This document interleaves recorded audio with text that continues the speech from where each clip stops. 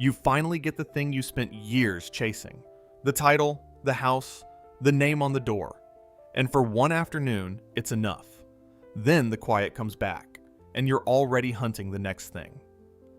Seneca was one of the richest men in Rome, and he spent his whole life arguing that none of it could make a man happy. Only being good could. This is about a man who spent 25 years building a life he couldn't live in. And one morning, before sunrise, he finally understood why.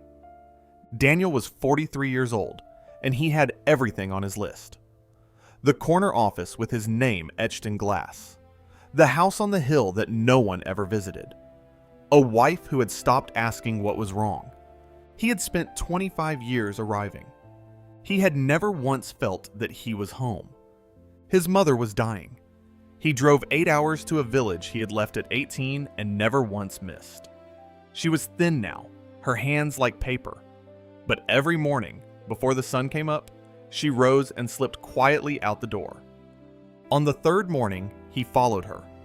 She walked to the end of the lane, carrying a broom and a warm loaf wrapped in cloth. She swept the stones in front of the neighbors' doors. Then she set the bread on the low wall for whoever passed first and walked home. He asked her why. More than 40 years, she said, every single morning. I stopped trying to feel good, she said. I just tried to be good instead. It sounded too small to matter. A broom, a loaf of bread.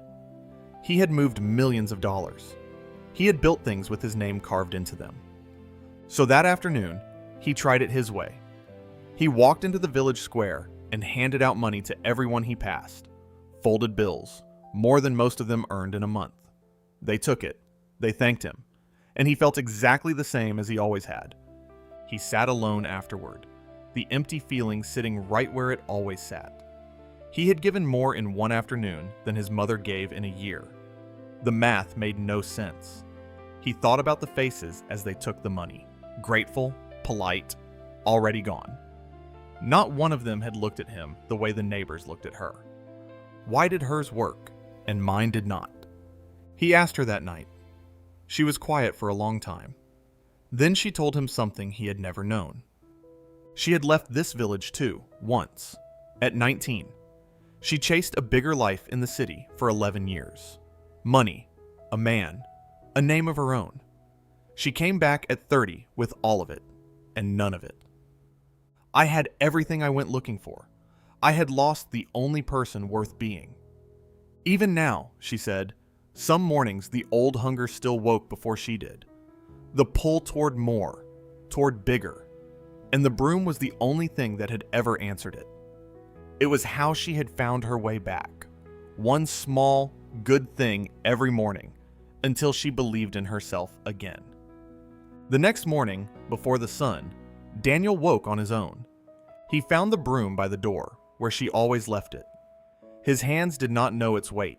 He swept the stones in front of one door, then the next. The bread was still warm when he laid it on the wall. No one saw him. No one thanked him. And for the first time in 25 years, he was not waiting to feel anything. His mother died that spring. He did not sell the office with his name in glass, or the house on the hill. He simply stopped checking whether they made him feel anything at all. Now, every morning before the sun, Daniel sweeps the lane. He leaves the bread on the wall. The neighbors know him, not as the man who left, but as the one who came back and stayed. A boy asked him once why he did it. Daniel almost said, "Because it makes me happy." Then he stopped himself. "I stopped trying to feel good," he said. "I just try to be good instead." And he understood finally exactly what she had meant. Seneca had the fortune you are still chasing, and even he knew it could not make him happy. You have spent your life reaching for a feeling, and the feeling always moves. Goodness is not the road to happiness. It is the quiet place happiness arrives. Once you stop standing at the door, waiting for it. If this story reached you, leave a like so it can find someone else who is still chasing.